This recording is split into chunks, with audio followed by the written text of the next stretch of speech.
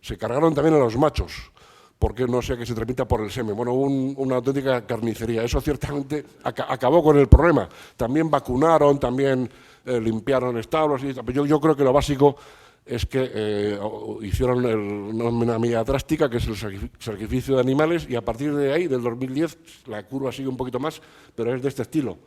Y en el 2011 ha desaparecido o ha vuelto a sus niveles basales. Bueno, vamos un poco más rápido porque iba a hacerlo rápido, pero me estoy liando. Bueno, periodo de incubación en la fiebre Q humana, un par de semanas. Después de 2 semanas, la infección, la mayor parte, bueno, una parte del 60% no sufren síntomas. El 40% sufren una fiebre Q aguda, que puede tener 3 formas, básicamente.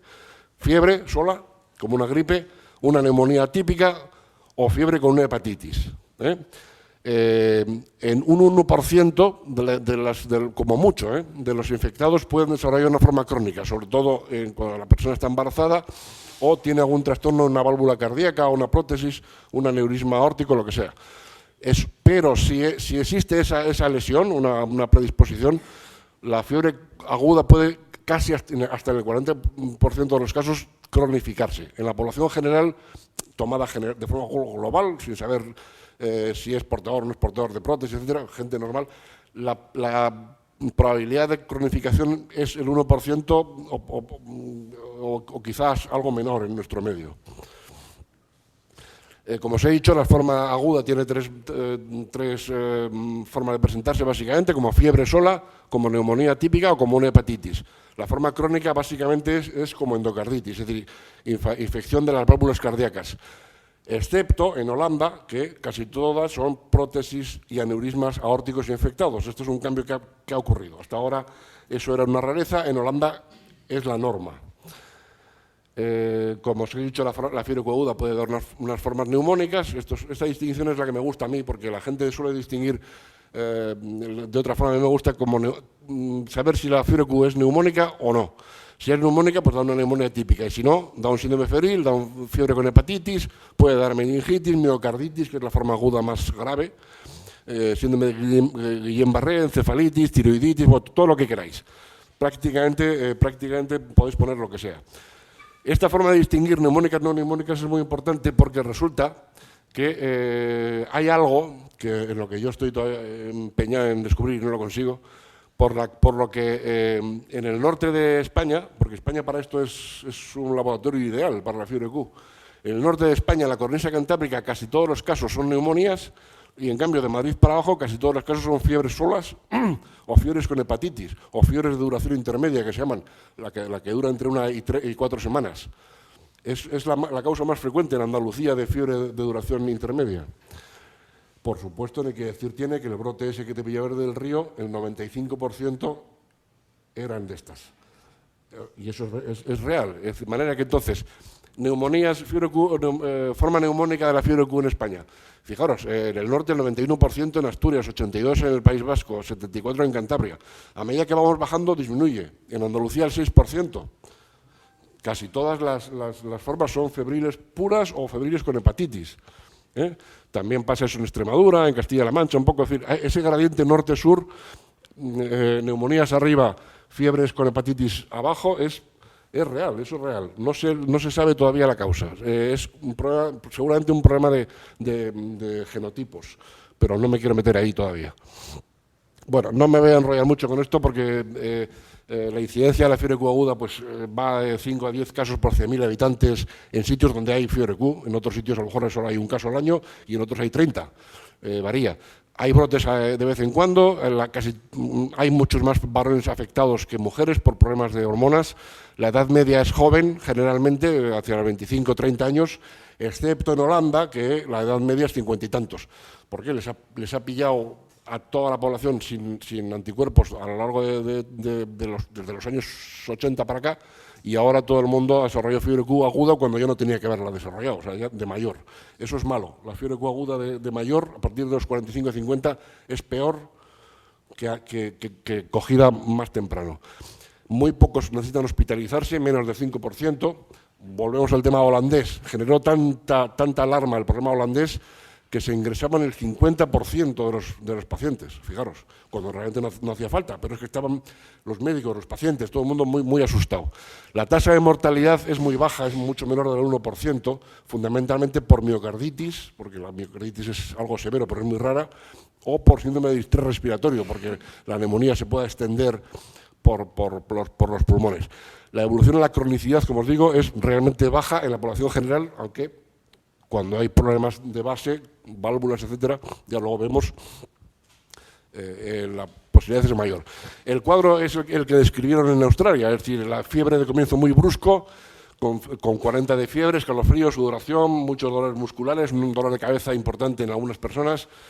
Los niños y las embarazadas suelen tener muy pocos síntomas, o lo pasan como los niños como una gripe vulgar. Hay poco dolor pleural, poca tos, la neumonía se encuentra en la placa de casualidad, si no haces la placa no la encuentras, porque la gente no refiere ni casi tos, ni dolor al respirar, ni nada. Hay a veces diarrea en algunos pacientes, cuando afecta al hígado se pueden poner ictéricos, por supuesto. En la radiografía torácica después veremos cómo son los infiltrados. Hay una cosa muy típica, aunque no es patognomónica, pero es bastante típica, que es en época epidémica encontrar neumonías atípicas, que luego veremos cuál es el concepto, y que son de forma redonda, o sea, auténticamente como si fueran globos, muy redondas. Se llaman neumonías atípicas porque son lo opuesto a la neumonía clásica que conocemos todos de bacteriana neumocócica, que suele empezar parecido, pero tiene tos importantes, esputos con sangre, mucho dolor al respirar, sensación de fatiga. Estos enfermos, en cambio, no, tienen fiebre, algo de carraspera a veces, pero luego le haces la placa y te encuentras con la sorpresa de la imagen. Por supuesto, los parámetros analíticos están alterados, hay elevación de la velocidad, la proteína C reactiva, alteraciones de pruebas hepáticas en las neumonías en un 50% se elevan un poquito, en las formas claramente hepáticas pues se elevan mucho más, a veces hay hepatitis francas con transaminasas de valores de 500 o de 1000, con bilirrubinas altas, y en las biopsias de estos pacientes se encuentran imágenes que después veremos muy curiosas. Bien, vamos a ver unas cuantas fotos y se me está yendo el tiempo encima. Este es un señor de 80 años que tiene una neumonía muy pequeña, 80 años, ahí. Hasta esta época es abajo, una pequeña infiltración. Era fiebre Q serológicamente confirmada. Tenía una angina estable, a partir de este momento la angina se vuelve inestable, hay que hacerle varios stents y al cabo de año y medio fallece. En una situación de tal. Se ha relacionado Coxiela con la progresión de ateromatosis y cosas de estas. A los 80 años es mejor no coger nada, pero desde luego la fiebre Q no.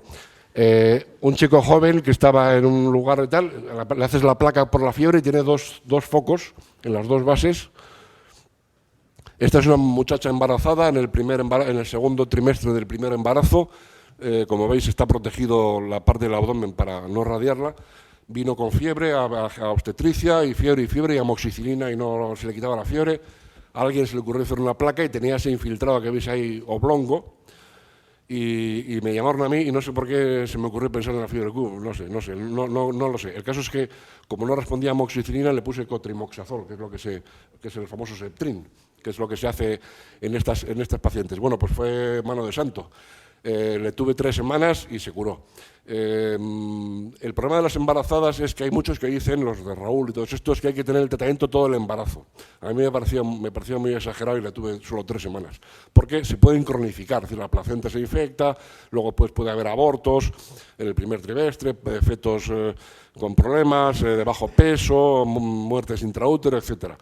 Y ellos recomiendan dar Septrin todo el embarazo. Yo no estoy muy de acuerdo con eso porque es demasiado tiempo. El caso es que yo lo hice así, el niño salió bien, la placenta la miramos por PCR y el cordón y no había gérmenes, y al cabo de 2 años se volvió a quedar embarazada, le hice serologías para ver si podía evolucionar hacia la cronicidad y no evolucionó. O sea que tiene hasta ahora 2 niños, este es del año 2006, luego tuvo otro en el 2008, ya os digo, sin problemas.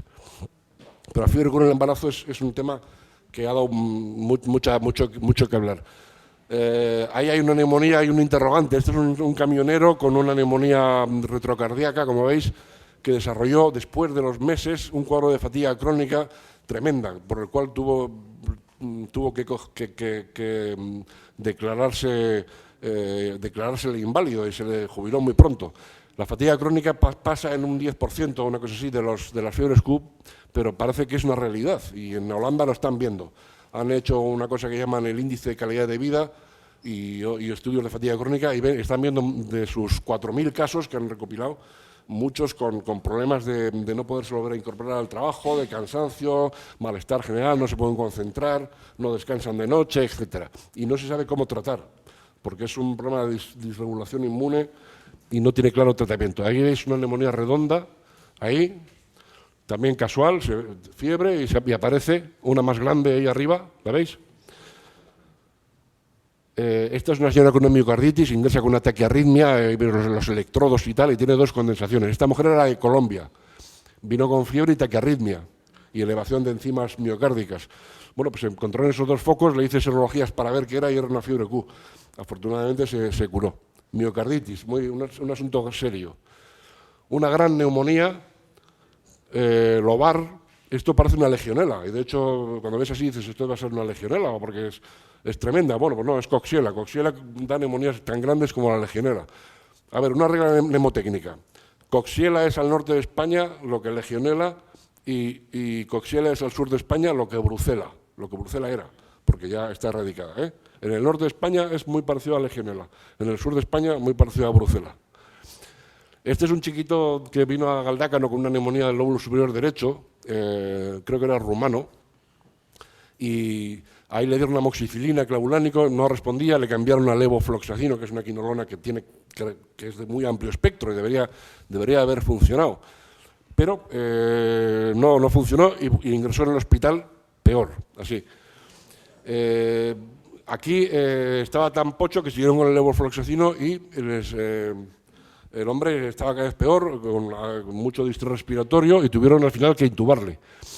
Ahí los pulmones están casi llenos de condensación.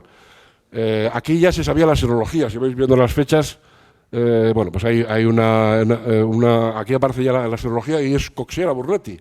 Y entonces la gente me llamaron porque ¿por qué con levofloxacino en dosis altas no funciona? Bueno, hay un porcentaje muy pequeño de Coxiella resistentes por una mutación del ADN agirasa y hay que poner lo que hay que poner, que es doxiciclina. Bueno, pues aquí en este punto se le puso doxiciclina intravenosa y en 2 días o 3 se le quitó la fiebre y empezó a mejorar y se curó.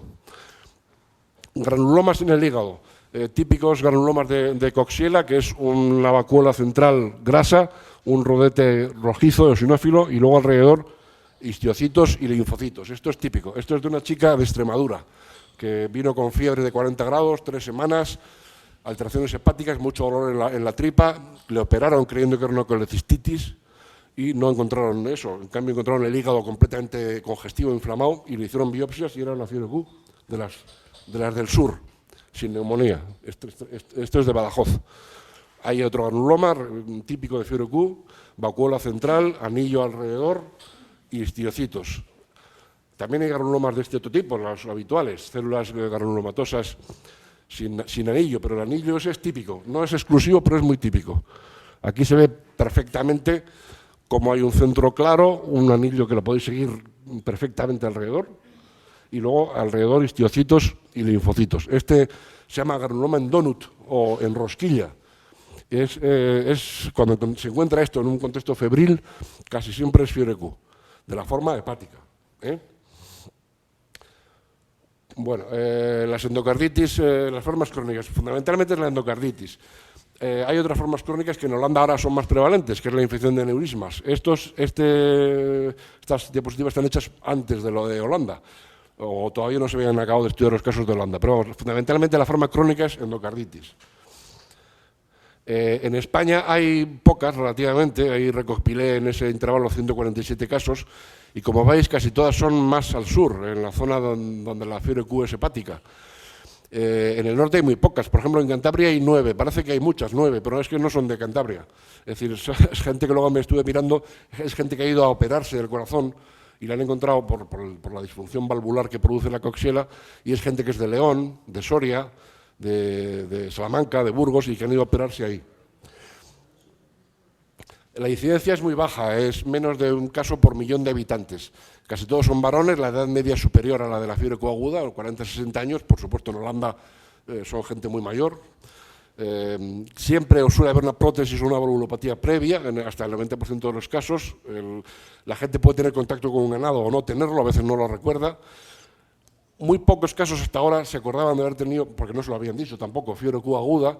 Ahora ya se ha visto en Holanda que lo recuerdan unos el 25-30%, pero hay otros que no han tenido fiebre Q aguda, de manera que uno puede pasar la forma asintomática y luego cronificarse.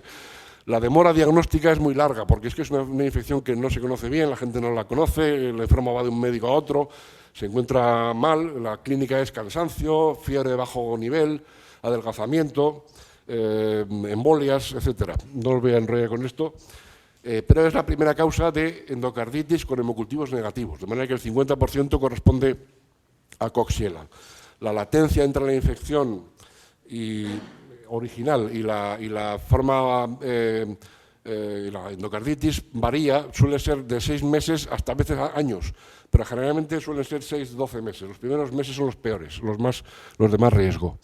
El comienzo, como os digo, es muy tórpido, es todo lo contrario a la forma aguda. Este es un comienzo tórpido, 30% no tienen fiebre, pueden tener soplos cardíacos por la afectación valvular, hígado grande, bazo grande, vasculitis periférica, etcétera, y tiempo muy largo de evolución. Van adelgazando, van teniendo décimas de fiebre, tienen un soplo, nadie les ha hecho serologías y entonces no se diagnostican y pasan los meses y la válvula se va deteriorando y al final muchos acaban llevándosele de urgencia al quirófano porque la válvula se ha estropeado tanto que hay que recambiarla y se ve el diagnóstico en el quirófano. Vamos a ver unas pocas imágenes. Eso es una válvula aórtica con verrugas, vegetaciones por Coxiella burnetii. Las vegetaciones son agregados de gérmenes y células inflamatorias y plaquetas. Esto es una válvula que tiene en su superficie, donde está la flecha, un agregado de histiocitos que están cargados de gérmenes. Eso se pueden ver con microscopio electrónico, como ahora veremos, o por métodos histoquímicos también. Estos son microcolonias teñidas por GIEMSA, cada puntito azul es un germen, la zona más grande azul es el núcleo del histiocito, pero cada puntito de los que vais viendo aquí, porque esto todo lleno de puntitos, es un patógeno. Al microscopio electrónico de baja ¿cómo se llama? De baja aumento, se ven las estructuras, lo que hay alrededor grande son plaquetas, son esas estructuras ovaladas con una densidad interior que se pueden aumentar más. Esto es un grumo de fibrina, pero los gérmenes son estos. Eso es al microscopio electrónico, ahí veis la pared, incluso se insinúa el ribete del lipopolisacárido que os he dicho, eso es, echando la imaginación, esa especie de cobertura pilosa, que es donde reside la virulencia del germen. Bueno, si queréis que paremos, paramos. Falta el diagnóstico, lo puedo hacer rápido, pero... ¿Acabo? Bien, el diagnóstico fundamentalmente es que el problema de esta enfermedad es que ha cambiado. De Holanda para acá ya no es la misma casi que de Holanda para atrás, para allá. Antes el diagnóstico era serológico, siempre. Ahora el diagnóstico es casi siempre o muy a menudo por PCR, pero yo he mantenido un poco lo clásico, que es esto. Para la serología, en la forma aguda, hay que ver anticuerpos contra fase 2, antes os lo he dicho. Primero aparece la IgM, luego aparece la IgG. ¿Cuándo aparecen? Pues por un método que se llama ELISA, que es muy sensible. Al 6-7 días yo ya he visto IgMs, ¿sí? De empezar el cuadro, de manera que puedes usarla como método. Si esperas la seroconversión, o sea, que aparezca IgG, pues hay que esperar a lo mejor 2 semanas. A partir de la segunda semana todo el mundo lo tiene ya IgGs en fase 2. La fase 1, como os he dicho, los anticuerpos contra fase 1 son muy de baja intensidad y transitorios, siempre que la infección no se cronifique, porque si la infección se cronifica, aquí tenemos la forma aguda, la fase aguda, una IgM que desaparece en meses, a veces incluso en un año, pero los anticuerpos contra fase 1 y también 2, por supuesto, van subiendo a lo largo de los meses y llegan a tasas muy altas. Esto es una serología de fiebre Q crónica, anticuerpos contra fase 1 en aumento.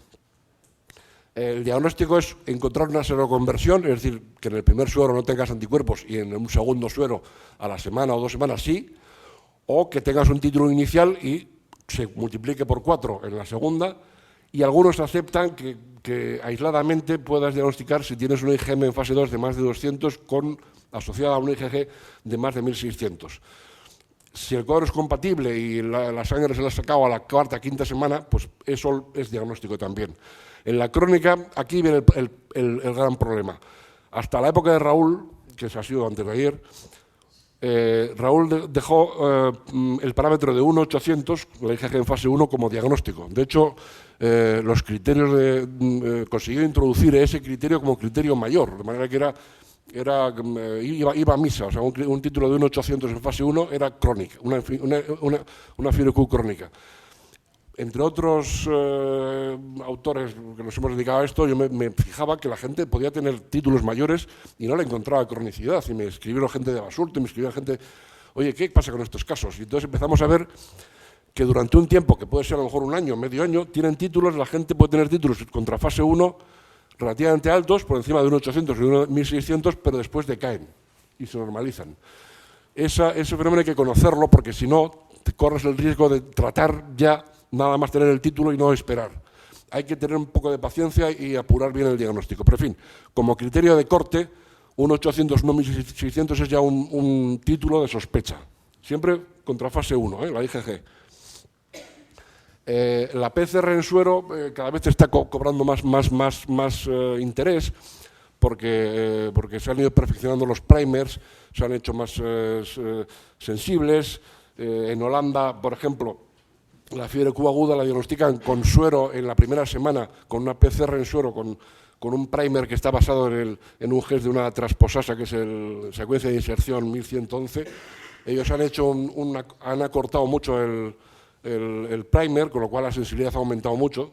Eso es debido a que ese gen está en múltiples copias en la bacteria y por lo tanto es más fácil si miras solo un trozo pequeño. Hay que darse cuenta que el germen, el DNA que detectamos con la PCR en suero no indica que la bacteria está entera, pueden ser fragmentos del DNA digeridos por macrófagos, etcétera.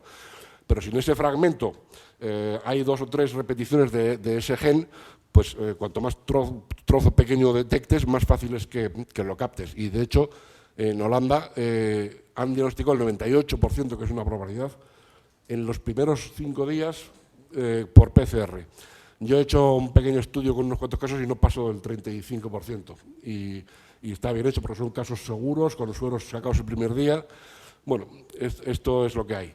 En la crónica se puede llegar hasta el 60%, porque en la crónica hay una persistencia de coxielas en sangre y de DNA, pero en esto no tengo experiencia suficiente, no sé. Esto es lo que ha encontrado Raúl. También ha visto que si la muestra se congela o el título de anticuerpos es altísimo, puede salir negativo. El germen se puede cultivar en medios celulares con medidas de seguridad altas, el tipo de nivel 3, se puede cultivar cualquier cosa, sangre, orina, lo que queráis. La rentabilidad, no obstante, es baja y es muy laborioso de hacer. Entonces, a nivel de investigación se hace en esos frascos que se llaman viales sellados, y luego se tiñen con métodos histoquímicos para comprobar, pero en la práctica no es rentable. Esto es para investigar. Y también, si conseguís la válvula del paciente y tal, por métodos histoquímicos, se puede ver. Ahí veis una válvula con un método de fosfatasa inmunoalcalina, no sé qué, y todos esos puntos, esas masas rojizas, son coxielas en la válvula de un paciente, que por cierto tenía VIH. El VIH tuvo mucho predicamento en cuanto que creían la gente que era peor, que la fiebre Q con VIH era peor. Para Raúl es peor. Aquí en Euskadi han hecho trabajos en San Sebastián y yo también he mirado y no es peor. Se comporta igual que en una persona igual. El tratamiento para adultos es doxiciclina, no voy a decir dosis, en los embarazadas niños cotrimoxazol. La forma crónica hay que tratarla 18 meses con esa combinación, la doxiciclina y la hidroxicloroquina. Eso sí que es un hallazgo de Raúl por el cual hay que felicitarle. La hidroxicloroquina se ha visto que alcaliniza los lisosomas, es decir, el pH del lisosoma lo sube, con lo cual el germen está peor, está en condiciones que no son buenas para él. Si ahí le das además doxiciclina, entonces conviertes la doxiciclina en bactericida y puedes entonces matar la Coxiella. Aún así, con todo y con eso, tienes que estar año y medio con el tema. Y si hay una prótesis metálica, lo que sea, 24 meses. Y con todo, ya digo, nunca estás seguro del todo de haberla erradicado, salvo que los títulos bajen y bajen y bajen y bajen. Pero muchas veces los títulos quedan altos, aunque el enfermo está bien, y siempre te queda la duda y hay que seguir al enfermo una vez al año al menos para comprobar que no ha recidivado. Muchos casos, como la válvula se estropea por la cantidad de gérmenes y de inflamación que hay, acaban en el quirófano. En España el 70% se tienen que operar, probablemente porque no se conoce bien la enfermedad y se la deja que avance mucho. Cuando se va conociendo más, pues va bajando los requerimientos quirúrgicos, hasta 45% en series francesas, incluso hasta algo menos. Para ver si el enfermo se ha curado, pues hay que comprobar un descenso serológico, como digo. Si se puede por debajo de 1,400 mejor, y si no, al menos que baje 4 veces lo que tenía al principio. Por supuesto hay que hacer ecografías y cosas de control para ver que las verrugas han desaparecido o que la válvula está intacta, que no se ha deteriorado, y aún así con todo hay que seguir al enfermo una vez al año, 5 años por lo menos, para que no recidive. Bueno, aquí esto quizás sea la parte más interesante, que luego nos dará para una discusión. ¿Qué hacemos cuando un enfermo tiene fiebre coaguda? Porque sabemos que la fiebre coaguda se va a curar sí o sí, con tratamiento o sin tratamiento. El algoritmo que yo propuse y lo sigo manteniendo con algunos matices es este. Un individuo se sabe que tiene fiebre coaguda. Bueno, primero hay que diagnosticarle, porque la mayor parte de la gente no lo diagnostica. Es decir, hay que hacer serologías y decir, tú has tenido fiebre coaguda. Bueno, ¿y ahora qué hago? Bien, ¿tienes algo de esto? ¿Estás embarazado? ¿Tienes una inmunodeficiencia o una valvulopatía previa? ¿O conoces que tengas un aneurisma o tienes una prótesis de algo? Pues no, casi la mayor parte de los jóvenes no tienen. Entonces, inicialmente se le hace un ecocardiograma transtorácico, lo habitual. Si no hay nada se refiere a que no tenga una aorta bicúspide congénita, que el 1% de la población la tiene, que no tenga un prolapso mitral, que un 2-3% de la población la tiene, que no tenga una insuficiencia mitral, que no la conocía, que la tiene y tal. Si no tiene nada, se puede parar. No hace falta hacer nada más. En Holanda, ¿qué pasa? Empezaron a hacer así, pero como había tantos casos, los cardiólogos dijeron, yo no hago tantos ecocardiogramas, no puedo. Y entonces se conformaron con hacer una serología a los 9 meses, y si no había nada, pues le daban también por curados. Bien, supongamos que el eco transtorácico es patológico, o bien que el enfermo tiene alguna cosa de esas que hay ahí. Entonces hay que hacer una serología trimestral, en fase 1, IgG en fase 1, al menos el primer año. No supera el límite de 1,800 al cabo de ese tiempo, pues le damos por curado y se acabó. Supera y va sobre todo en progresión, entonces hay que hacer el suero PCR, a ver si hay gérmenes, un tras esofágico, porque el transtorácico a veces no ve bien las verrugas, porque pueden ser muy pequeñas, y una prueba que se ha puesto de moda ahora, que es el PET, la tomografía de emisión por positrones o de positrones. Es tremenda, ¿no? Porque es inespecífica, simplemente ve las zonas del cuerpo donde hay un consumo excesivo de glucosa. Pero si se ve eso en el anillo valvular, se ve que hay inflamación. En un contexto de serología y PET positivo, aunque la PCR en suero sea negativa, puedes decir que hay una endocarditis. Bueno, entonces, cuando ocurre eso, pues hay que tratar. Mucha gente, ojo, está tratando sin tener todos los criterios. De hecho, en Holanda, que es donde más experiencia tienen ahora con formas crónicas, porque en Holanda ahora tienen experiencia de todo, han acumulado 200 y pico casos después de aquellos brotes.